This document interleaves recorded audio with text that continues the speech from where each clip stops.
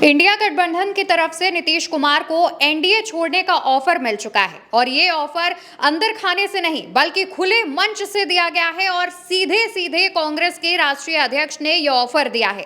हमारे साथ भरत जी मौजूद हैं, उनसे हम इस चीज को समझेंगे। भरत जी, नीतीश कुमार को एनडीए छोड़ने का ऑफर खड़गे ने साफ साफ मंच से दे दिया है। देखिए, बिल्कुल सही कह रही हैं आप अवंतिका जी।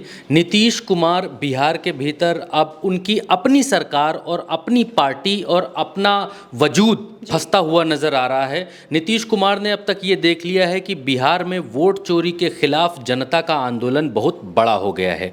अब तक ये जो ऑफर थे या ये जो ऑफर वाली बातें थीं, ये लुके छुपे होती थी कि भाई नीतीश कुमार को बोला गया, कहा गया, दबाव हुआ। लेकिन आज पटना के भीतर, उसी पटना में जहां से नीतीश कुमार का घर कुछ ही किलोमीटर की दूरी पर है, वहां से मैं भी अगर ये कहें तो बहुत बड़ी बात नहीं होगी कि मल्लिकार्जुन खड़गे ने जब मंच से लाउड स्पीकर पे ये बात कही तो ये बात सीधे उनके घर तक सुनाई दे रही होगी, इसमें भी कोई दो राय नहीं है।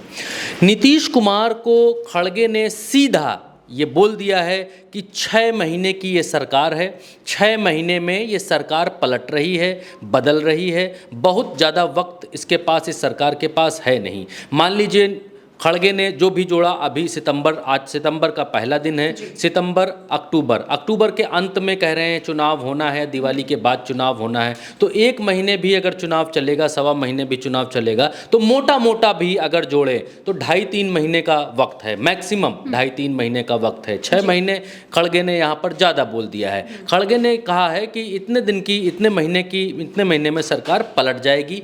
नीतीश कुमार को भारतीय जनता पार्टी ने या आरएसएस ने जिस तरीके से उनको अपनाया है, लिया है और जिस तरीके से वो उनके साथ गए हैं, नीतीश कुमार उस प्रकृति के आदमी थे नहीं। उन्होंने कहा कि नीतीश कुमार समाजवादी विचारधारा के व्यक्ति थे। समाजवादी विचारधारा के व्यक्ति नीतीश कुमार थे, अभी तक समाजवाद की वकालत करते थे। लेकिन अब नीतीश कुमार आरएसएस और भारतीय जनता पार्टी की गोदी में, झोली में, एग्जैक्ट वर्ड उन्होंने झोली में यूज़ किया कि जाकर बैठ गए हैं। अब उनको आरएसएस वहीं फेंकेगी कुछ महीनों बाद जहां कचरा फेंका जाता है। जी, मल्लिकार्जुन खड़गे ने बेहद सधे हुए अंदाज में जब मंच से इस बात को कहा कि नीतीश कुमार को कचरे में फेंकेगी आरएसएस, उन्होंने कहा कि ये डबल इंजन की, उनके वर्ड्स में इस्तेमाल कर रहा हूँ, डबल इंजन की सरकार 6 महीने बाद नहीं रहेगी। 6 महीने बाद वो सरकार, नई सरकार आएगी, वो सरकार गरीबों की सरकार होगी। और उन्होंने कहा कि ये जो पुलिस का इंतज़ाम है, ये इंतज़ाम जो अपनी मनमानी पर पुलिस वाले उतारू हैं, ये बहुत समय तक टिकने वाला नहीं है। नीतीश सोशलिस्ट गुण के नेता थे, बीजेपी और आरएसएस उनको वहीं फेंकेगी जहां कचरा फेंकती है। आप मल्लिकार्जुन खड़गे को सुन लीजिए दर्शकों, फिर आगे बताते हैं। नीतीश कुमार जी वो एक जमाने में सोशलिस्ट की बात करते थे, सारे हिंदुस्तान में फिर के लोहिया का गुण गाते थे, जॉर्ज फर्नांडिस का गुण गाते थे, दूसरे नेताओं का गुण गाते थे। कहाँ गए वो? कहाँ सोशलिस्ट के विचार गए? अरे अब तो जाकर आपने बीजेपी के झोली में गिरे हैं, आरएसएस के झोली में गिरे हैं, और ये आरएसएस आपको वही फेंकेगी जहां कचरे को फेंकते हैं। तो अवंतिका जी, जब मल्लिकार्जुन खड़गे इस बात को कह रहे थे तो मंच पर पूरा इंडिया ब्लॉक मौजूद था उस समय, और राहुल गांधी भी उस समय मंच पर ही मौजूद थे। और नीतीश कुमार को खड़गे एक हिसाब से धमकी समेत, चेतावनी समेत ऑफर दे रहे थे कि आपका इतने महीनों बाद ये हश्र और ये हाल होने वाला है, इतने महीनों के बाद आप नेपथ्य में जाने वाले हैं, आप कचरे की पेटी में फेंके जाने वाले हैं। उससे पहले अगर आप जागना चाहते हैं तो आप जाग सकते हैं। अच्छा, ये बात अवंतिका जी नॉर्मली होती तो चल जाती, रैलियों में होती तो चल जाती, लेकिन कुछ दिनों बाद ही 9 तारीख को इस देश में अत्यंत जल्दबाजी में उपराष्ट्रपति चुनाव होने हैं। एक उपराष्ट्रपति को हटाकर दूसरे उपराष्ट्रपति का चुनाव कराया जाना है। इस उपराष्ट्रपति के चुनाव में भारतीय जनता पार्टी फंसी हुई है। फंसी हुई इसलिए है क्योंकि दक्षिण के जो राज्य हैं, दक्षिण के राज्यों के जरिए नरेंद्र मोदी स्वयं सरकार चला रहे हैं। दक्षिण के राज्य से मेरे कहने का मतलब है नायडू की बैसाखी से, दूसरे नीतीश की बैसाखी से। इन दो बैसाखियों से नरेंद्र मोदी सरकार चला रहे हैं। नायडू की बैसाखी लगभग इंडिया को लगता है कि उन्होंने तोड़ दी है, भाषा के आधार पर और दक्षिण पंथ के आधार पर। भाषा के आधार पर इसलिए क्योंकि इंडिया गठबंधन ने जो बी सुदर्शन रेड्डी नाम से प्रत्याशी दिया है, वो बी सुदर्शन रेड्डी आंध्र प्रदेश से आने वाले हैं। आंध्र प्रदेश से ही आते हैं नायडू।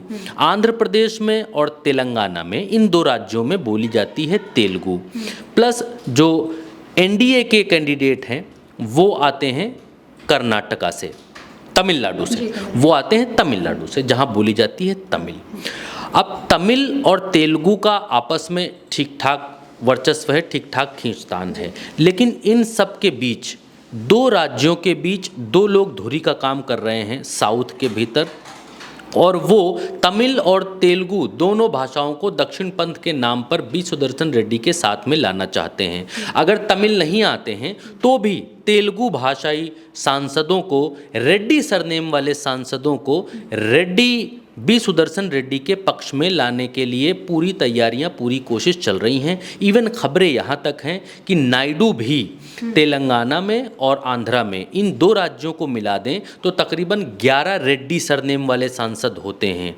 नायडू की भी इन रेड्डी सरनेम वाले सांसदों के ऊपर चल नहीं रही है कि वो एनडीए को वोट करें, वो भी इंडिया को वोट करने के मूड में दिखाई दे रहे हैं। तो अगर नायडू के लोग जाते हैं इंडिया के समर्थन में तो भारतीय जनता पार्टी को भारी पड़ सकता है।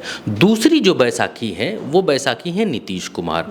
अब नीतीश कुमार की अगर अंतरात्मा जागती है, नीतीश कुमार को पहली बार इतने सालों में, बैसाखी की सरकार चलाते हुए नरेंद्र मोदी जी की इतने सालों में पहली बार खड़गे ने खुले मंच से ये ऑफर दिया है, या ये धमकी दी है, या ये चेतावनी दी है कि आपका हश्र 6 महीने के भीतर ये कचरे की पेटी वाला होने वाला है।